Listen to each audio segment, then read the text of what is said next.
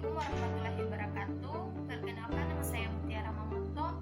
Di sini saya akan mempresentasikan hasil materi statistika sosial, yaitu yang pertama, materi pertama, penyajian data.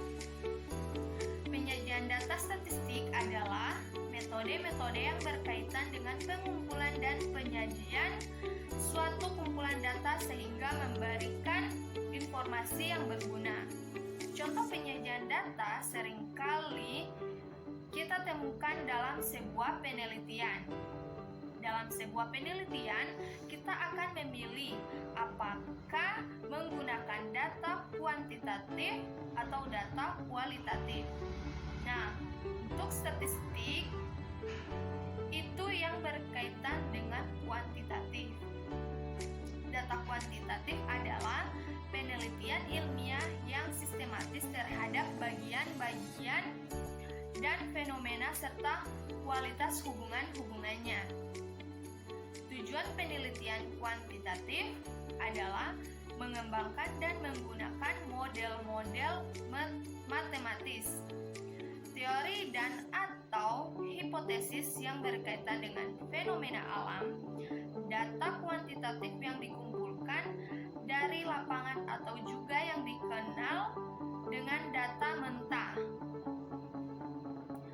Nilai dari data ini tidak selalu sama atau seragam, tapi bervariasi dari suatu pengamatan ke pengamatan lainnya. Jika data hasil pengamatan di lapangan mempunyai jumlah yang besar, maka data menta tersebut perlu diolah dengan cara meringkas data dan didistribusikan ke dalam atau kategori. Suatu tabel yang berisi susunan data yang terbagi ke dalam beberapa frekuensi kelas disebut distribusi frekuensi atau tabel frekuensi. Distribusi frekuensi adalah pengelompokan data ke dalam beberapa kategori yang menunjukkan banyaknya data dalam setiap kategori. Tujuan dari distribusi frekuensi untuk mengetahui data mentah atau belum dikelompokkan ke dalam bentuk yang lebih rapi dalam tanpa mengurangi inti informasi yang ada.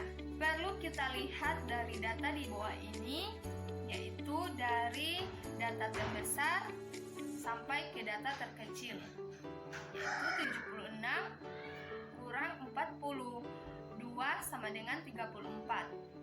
Banyaknya kelas 1 tambah 3,3 logaritma N sama dengan 1,3 logaritma 34 sama dengan 1 tambah 3,3 baru 1,53 sama dengan 6,5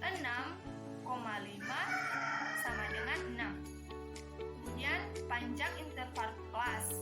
Jangkauan per banyaknya kelas sama dengan 36 per 6 sama dengan 5,67, hasilnya 6. Kemudian ada materi min, median, dan modus. Nah, nilai min, median, dan modus juga dikenal dengan ukuran pemusatan data atau ukuran tendensi sental karena memilih nilai yang cenderung sama. Yang pertama, min rata-rata. Min dapat diartikan sebagai wakil kumpulan data. Menentukan nilai min dapat dilakukan dengan cara menjumlahkan seluruh nilai data. Kemudian ada medium.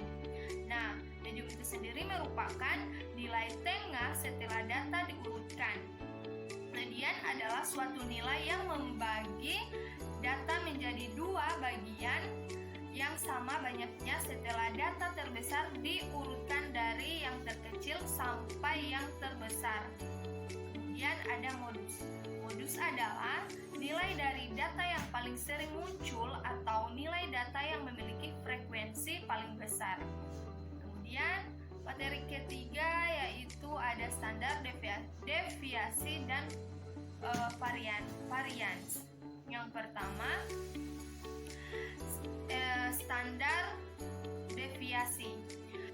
Standar deviasi adalah nilai statistik yang dipakai guna menentukan seberapa dekat data dari suatu sampel statistik dengan data mean dan rata-rata data tersebut.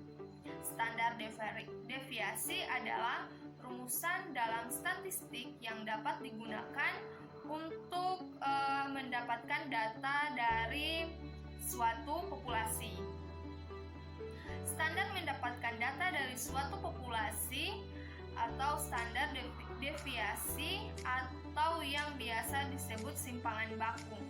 Ini disimbolkan dengan alfabet Yunani sigma atau huruf Latin S.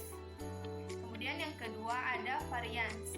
Nah, varians adalah ukuran dari seberapa jauh penyebaran data dari nilai-nilai rata-ratanya semakin besar nilai varians.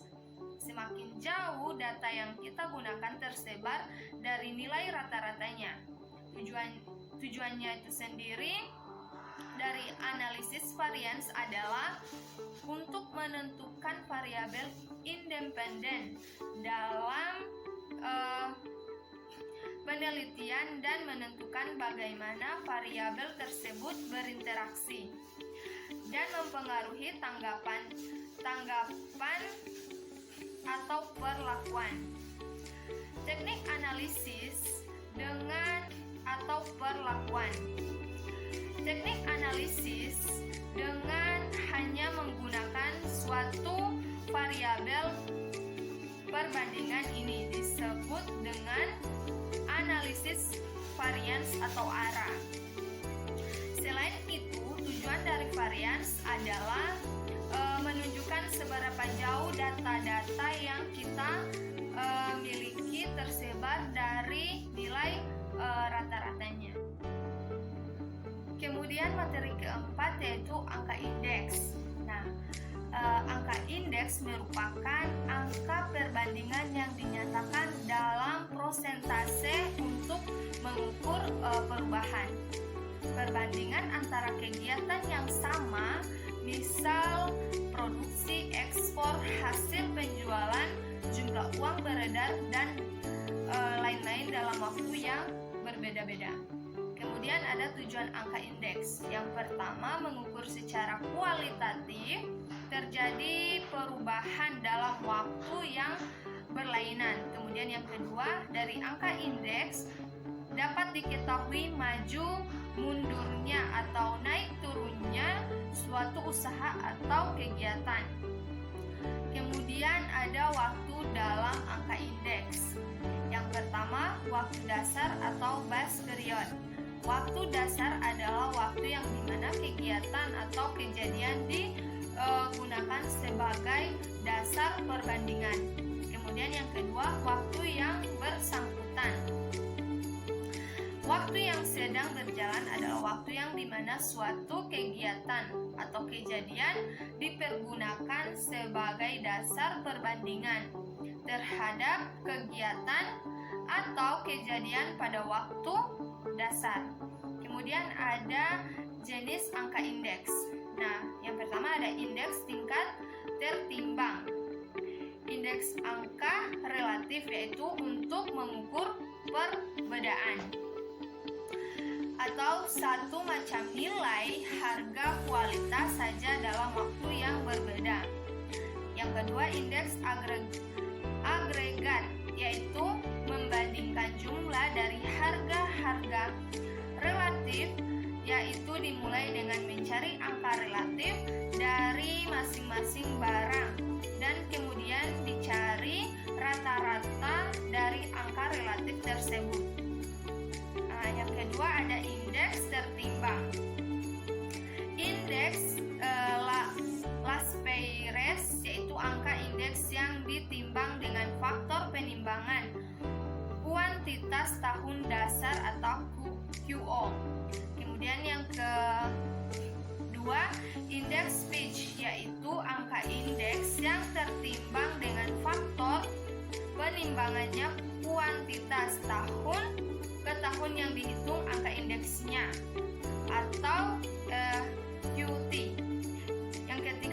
indeks Irving-Fisher merupakan angka indeks yang ideal.